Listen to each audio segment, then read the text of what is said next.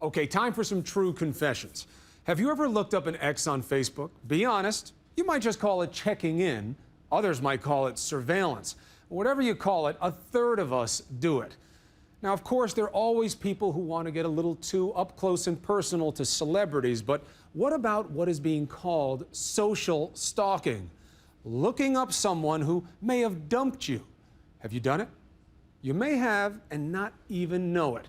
Take our test and see if you are a little bit stalker. Here's Jay Shadler. In our celebrity-drenched culture, it's a sad but not altogether surprising fact that sometimes fascination warps into obsession. This man kept a video diary as he constructed a bomb to send to pop singer Bjork. Look at this beautiful face. I'm just gonna have to kill her. First, let's get right to that frightening alleged stalking incident involving Miley Cyrus. Just this past month, police responded to a 911 call of a prowler at the Hollywood home of Miley Cyrus. Keep your hands up, walk towards us. Now, Cyrus has been the target of stalkers before, but this time, the fella actually insists he's married to the star. I am. He's my wife. He has since pled not guilty to trespassing. Back in January, a fan-turned-stalker breaks into Mila Kunis's Los Angeles house. She isn't there, but the police say the stalker, named Stuart Dunn, proceeds to call her place home for the next 2 weeks. The police are telling us they're calling him a stalker.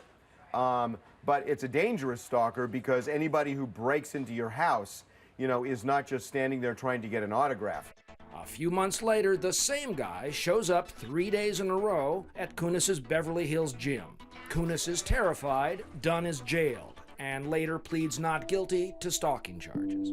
The paradox of all this, of course, is that celebrities want attention, just not the freaky kind. But now the new social media universe only complicates matters.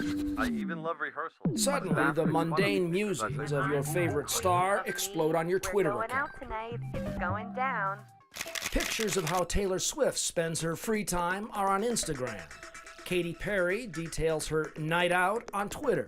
And the Kardashians, well, some would say that they're practically stalking us. Someone, somewhere, is always watching. Today, news broke that tennis champion Roger Federer has become the target of an online stalker. Social media has thrown privacy into a tailspin. Psychologist Seth Meyers. There is so much information that people are able to get their hands on that it can really take the fascination to a level that becomes destructive. Occasionally, social media becomes the method for a true stalker's madness, and the targets are not just celebrities. Imagine you're home alone on Facebook when suddenly a death threat message appears. This isn't a movie plot, and 17-year-old Kaylee Boggs is not a celebrity. He said I had 2 weeks left to live before he brought me from point A to point B. For months this summer, Kaylee received these horrifying and relentless threats from an anonymous online stalker. It was just very nerve-wracking all the time. Like, I never went anywhere by myself. Last month, police arrested 20-year-old Craig Wyatt Jr.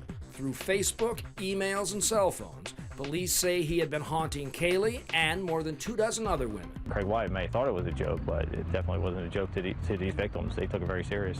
So did we. While Wyatt's case is obviously extreme, most of us understand the addictive quality of surfing social media. And it turns out the internet's voyeuristic appeal can bring out a little bit of the stalker in all of us. In fact, Facebook stalking is a growing trend. Many of us have done it, flipping through photo albums and posts, never leaving a trace, and all the while finding out the intimate details of our exes' lives. Sound familiar?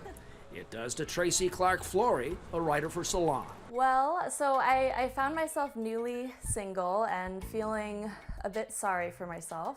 So she pops onto Flickr to check up on her ex-boyfriend. I saw a self-portrait that he'd taken, and it showed him wearing a wedding ring. Ouch. Yes, exactly. But unable to stop looking, Tracy ultimately finds herself peeking in on his wedding pictures. It was very surreal. It's one thing to hear about an ex getting married. It's a totally different thing to be a virtual bystander to the actual ceremony. That fits neatly with the findings of a recent study suggesting this kind of online stalking obstructs the process of healing and moving on from a past relationship. Or as Tracy puts it, it makes it impossible to actually truly disconnect, sometimes from people that you would rather be disconnected from. in the end, the internet remains a remarkable and sometimes risky tangle of connections. Best advice? If you go spinning across the web, beware of spiders.